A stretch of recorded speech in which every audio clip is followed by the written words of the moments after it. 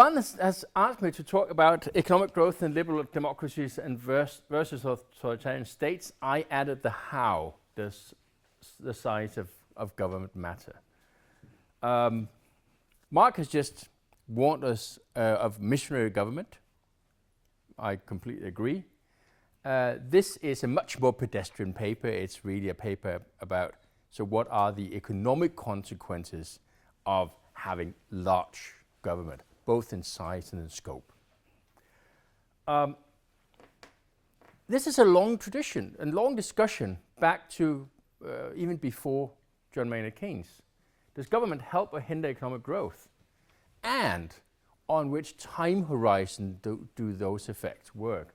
So Keynes had this idea of something that looked like missionary government, that government is there to lead the market, to direct private actors towards beneficial investments and so on. On the other hand, a lot of us don't think that government can do that. There are both knowledge problems and there are incentive problems. But studying this from an empirical angle is really, really difficult because it's a topic that's completely rife with potential engineering problems. Does a larger government cause slower growth, or does government increase because of slow growth? Is it a reaction or is it an effect? Now, most studies find negative effects in democracies. And you can deal with these problems in different ways. So one of the smartest ones is Magnus Henriksson and Andreas Bergs from about 10 years ago, where they argued that if you look at the argument that government increases in order to create growth during recessions, for example, well, you can argue that that creates a negative bias in whatever you estimate when you look at the correlation between the size of government and growth. But if you look at government size from the income angle, tax revenue, for example, you're going to get this opposite bias, that there's going to be a positive additional effect there.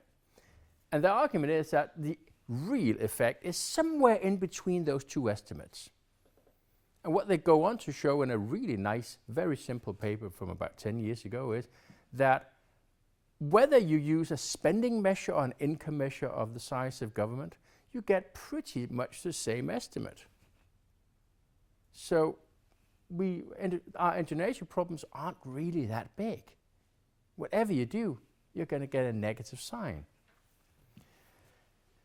Now, the point of this paper is then that, well, it's broadly unknown exactly how and which elements of the size of government matter. Is this government investments? Is it transfers? Is it a tax burden? Is it normal consumption? What is it? We don't really know. Almost all of the literature has focused on very broad measures. And the second one is, we also don't really know whether these effects play out the same in democracies as in autocracies. On the one hand, you could hope that democracies take smarter decisions. You can also argue that whatever democracies decide has larger effects because almost all democracies have strong veto players. So once you have major decisions, the veto players in democracies lock in those decisions. They're not going to change next year, which means that, well, private actors are going to react now and in an effective way to whatever government does, because it's not likely to change next year. If you're in Angola, for example, policy can change next week because there are literally no veto players in Angolan politics. So actually we would expect to see both larger and cleaner effects in democracies for those reasons. But again, strong democratic veto players lock in policies that are both good and bad. So this might actually be a good thing if democracies on average take good decisions, and it's a bad thing if they take bad decisions. Mark has already talked about industrial policy. The EU now has a lot of focus on industrial policy, old-fashioned. They talk about Mariana Mazzucato's ideas, but what they actually propose is really old-fashioned industrial policy that looks like Argentina in the 1960s, for example. That went well, didn't it? And it's not just the left wing. In this country, you have plenty of conservative support for high-speed rail, for example, which I think every independent economist thinks is an awful idea. But there's bipartisan support for those ideas. So we are, as Mark also indicated, in an era where, at least at the political level, people have forgotten what we learned about industrial policy in the 60s and 70s, what we learned about what large government does. And they now think that, well, we can do this, or we should do this. So what happens? Well, the positive side is that in some sense, government is there to provide basic infrastructure. That's all the way back to Adam Smith, who writes about institutions, defense, tolerable justice, and not much more.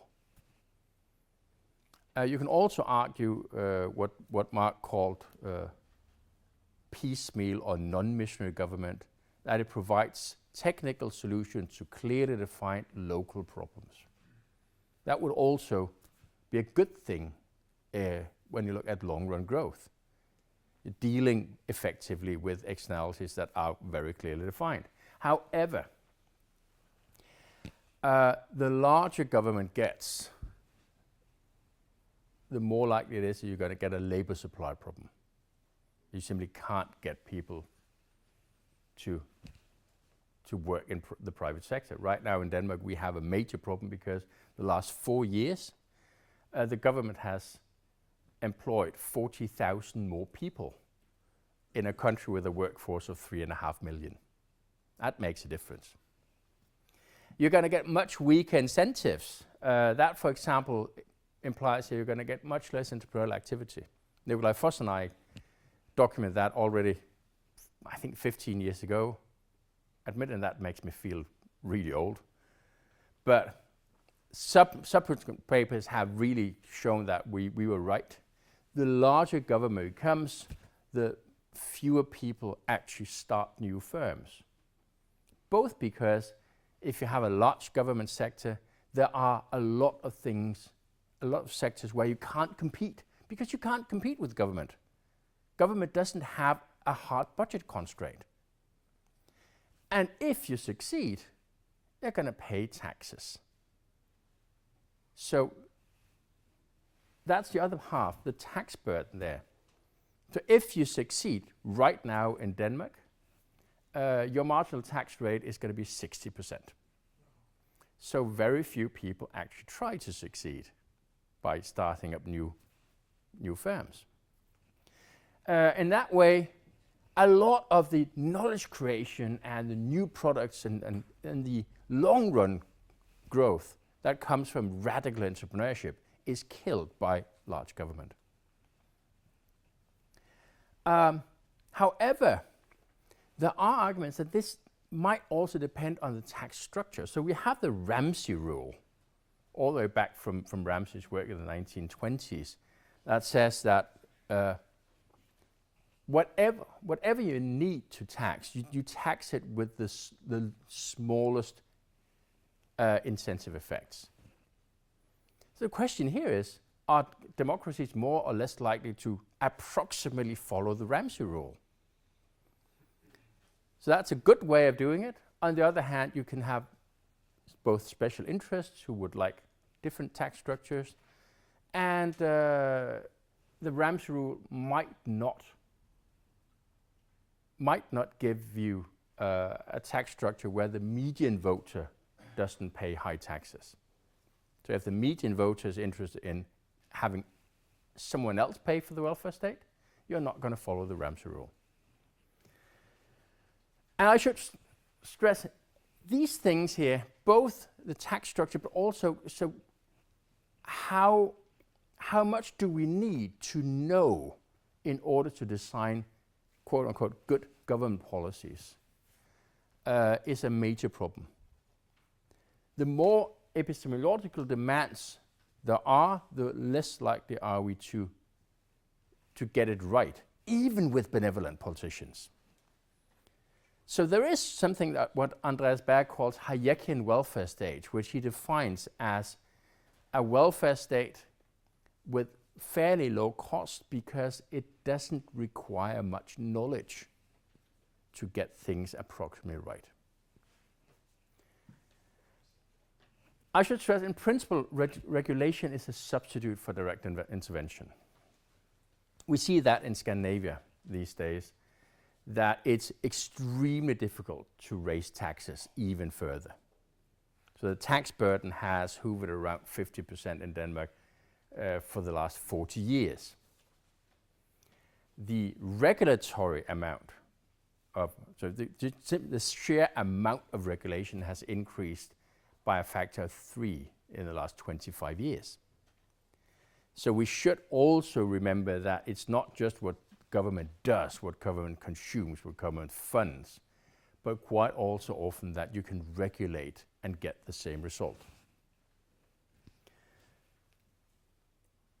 So what do we do? Well, this is a simple paper. I use data from the Economic Freedom of the World project, which is probably the largest and most accurate attempt at measuring economic freedom.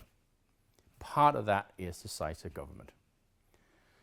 The measure consists of 5 components. The government consumption as part of all consumption. Transfers and subsidies, so how much you subsidize, how much you transfer to, in both unemployment assistance, but also in a lot of other other efforts. One of the fun examples in Denmark and Sweden is that all homeless people have a dog.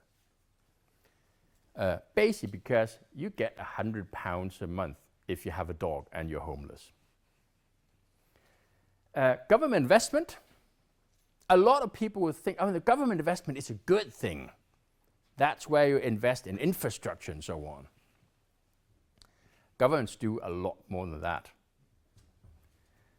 The tax burden and the tax structure, so this is not just how high the tax burden is, but also how progressive is the tax structure. And the last thing is state ownership of industry.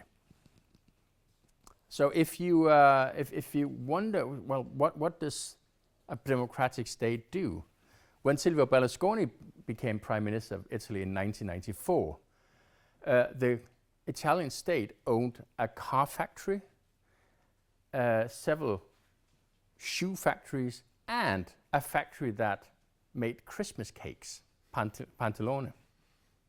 So if you look at what they actually own, democratic states own really weird things. Now we need to then use these measures to get into the nitty-gritty. What kinds of elements of government actually drive what we know about growth effects? Second is we need to separate regime types. So Martin Roth and I, a few years ago, started updating a database of democracy and regime types, and that got completely out of hand. It means that we now have a data set with regime types, regime changes, coup data, everything for 208 countries annually since 1950. And it's available for free. So if you really want to bother students, you just give them that data set. It allows us not just to separate democracies versus autocracies, and that's based on a minimalist definition of democracy. it also allows us to separate three types of autocracies. Single-party states are different from other autocracies, first of all. And we argue that military dictatorships are quite often different from civilian autocracies. So you all know what a military dictatorship is. That's Argentina in 1982. But a civilian autocracy is, for example, Angola or Nicaragua, where you have multi-party elections and so on, but the government can never lose. And you would probably sometimes expect the civilian autocracies to be closer to electoral democracies than the other types, because at least they do have a parliament.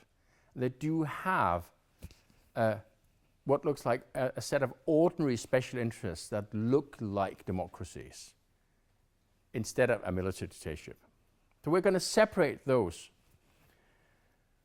and then run simple regressions in 5-year panels. Now, first of all, how do I look at this? Because it's not just the size, but it's also the structure of government that varies. Single party, first of all, remember this is from a 0 to 10 scale. 10 means the highest level of economic freedom that we observe in the world. So you should always think of this as higher numbers mean smaller government and less intervention. It's no surprise single party states have on average the largest government sector, so the lowest index, followed by the military, civilian, and democracies on average have actually the smallest size of government, the largest index. However, have a look at the differences here. First of all, state ownership is, of course, much larger in single-party states than in democracies. That's a black one. The gray one is government investment. Democracies have much less government investment than the other types.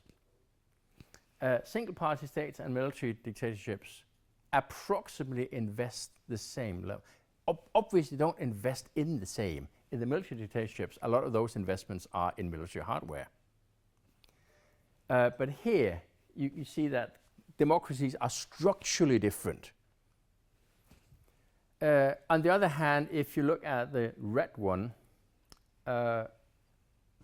democracies transfer much more and they subsidize much more than the other regime types. So depending on what you believe here, you would, if you believe that government investments are good for growth, you would expect the autocracies to grow faster than democracies.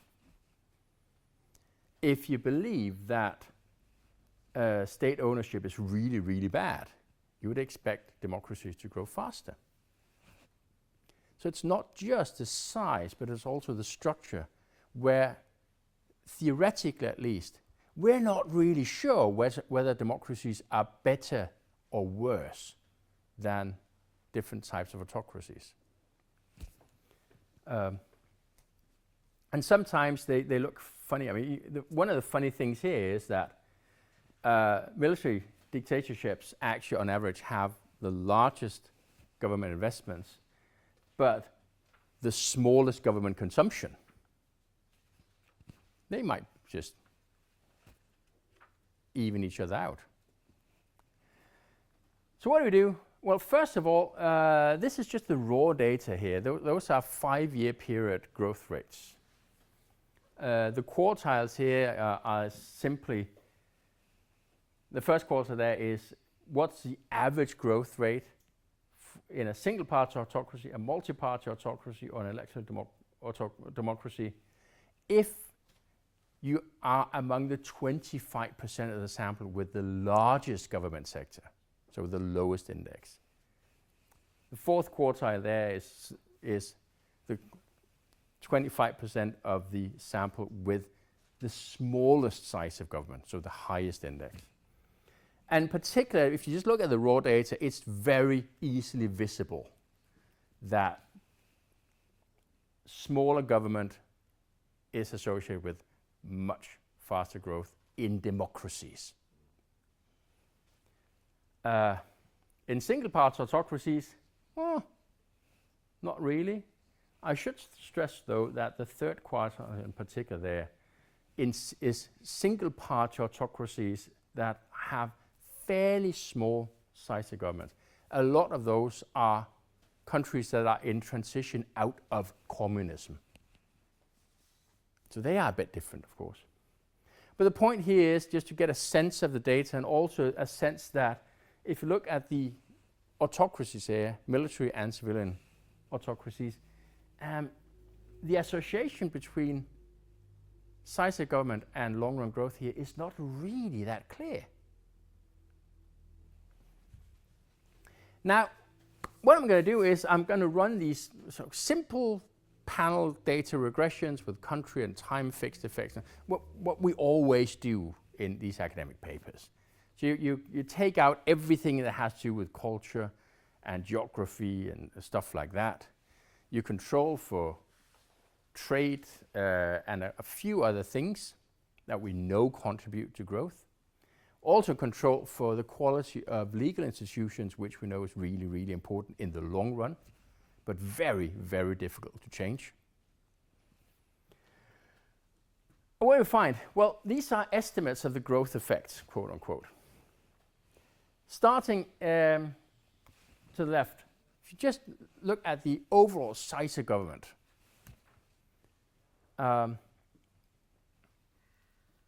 a 1 point change on this 0 to 10 scale is associated with about 2 to 2.5 percentage points extra growth in these 5-year periods for both civilian autocracies and for democracies. It's much more precisely estimated in democracies, but it's about the same. And the reason why you can't see any military effect there is that it's 0. Now, if you then dive down into the data and see, well, look at what do we find when we look at these single estimates. We do see government consumption there. It's smaller. It's only statistically clear in democracies. If you look at transfers and subsidies, there's something really, really odd going on with the military ones. Seems as if the more they transfer, the faster they grow. That is a random finding. In subsequent analysis, I've tried to take out observations where we know that the GDP, so the national accounts data, are really fishy. And when we take out the really fishy ones, that just goes away. But again, with transfers and subsidies, what we find is the same very large effect for both civilian autocracies and democracies, but it's much, much more precisely estimated in democracies. Government investments don't really do much. It's statistically significant in democracies. So more government investments are associated with slower growth in democracies, not in the autocracies. Taxes, on average, are actually the opposite. They seem to be most damaging in military autocracies and least, but still damaging in democracies. And state ownership, well, you can see there's this, again with the red one, there's this large negative effect that's entirely driven by horrible GDP data. Once we take them out, it's 0. But the take home here is that the odd one out is the military dictatorships. When we see large effects, we see approximately the same in civilian autocracies and democracies, but they're much, much cleaner estimated in democracies. There are two major questions. First of all, robustness. Well, we deal with data quality in the sense that we're just taking out these estimates from countries with bad national accounts. So with the Penn World tables that we use here, there are 3 different sources of GDP per capita. And in some countries, those 3 measures are very different. So we take those out. That just kills the weird effects. Excluding extremes, well, one extreme is Guinea-Bissau in the 1990s, where they discover oil and they have massive growth rates. That has nothing to do with the size of government, it's oil. And you have a couple of countries with natural disasters where you have large negative growth rates followed by large positive growth rates. Has nothing to do with the size of government, it's random. If you take out those extremes, you're going to get the same, but actually, more precise estimates. Last one is causality, and that's a bitch. But what we can do is, the argument here is that our causality problem comes from reactions to growth declines. The argument that growth declines and then government reacts by consuming more or investing more. Okay, what happens then when we exclude major growth declines? When the growth rate declines by more than an entire percentage points from period to period. Those would be the events where we get our really massive dose of internationality bias. Actually doesn't kill much.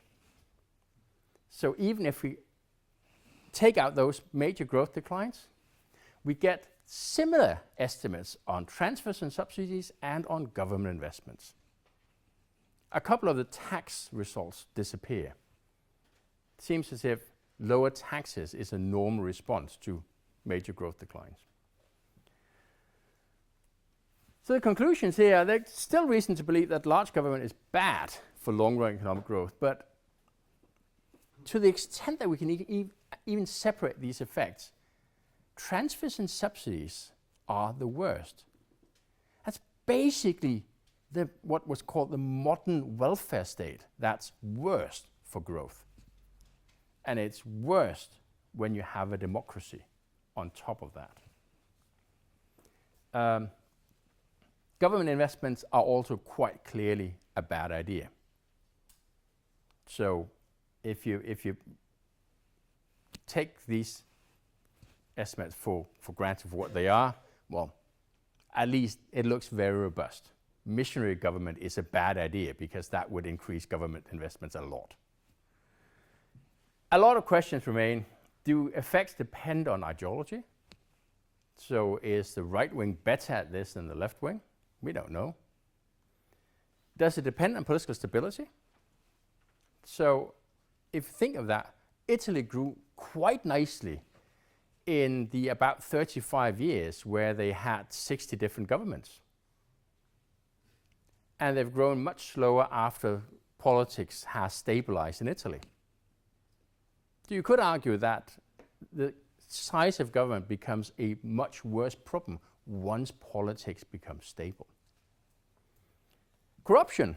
Well, you could also argue that if you have a corrupt environment, whatever government does is even worse. But again, theoretically, that's not certain. You could also argue, well, autocratic national accounts might just be too imprecise. Vinson Centre is involved in a project right now where they try to correct, to what the extent you can, correct growth rates from autocracies. So we know from a couple of papers that the Chinese lie massively about how fast they grow. The 2 biggest liars when you look at national accounts are China and Burma.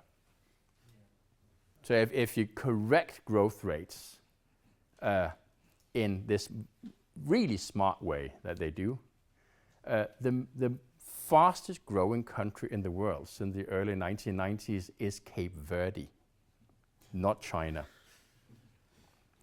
But I've tried here to take out the worst examples of really, really imprecise national accounts. But that doesn't take out directly lying about what's going on in your country.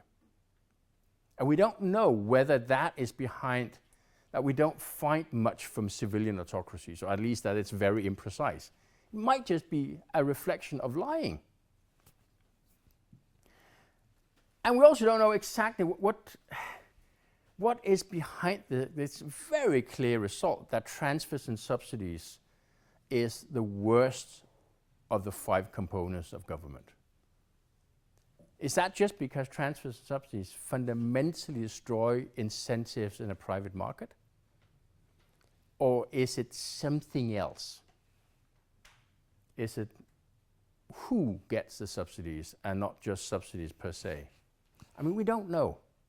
And we need actually a typology of transfers to deal with that question.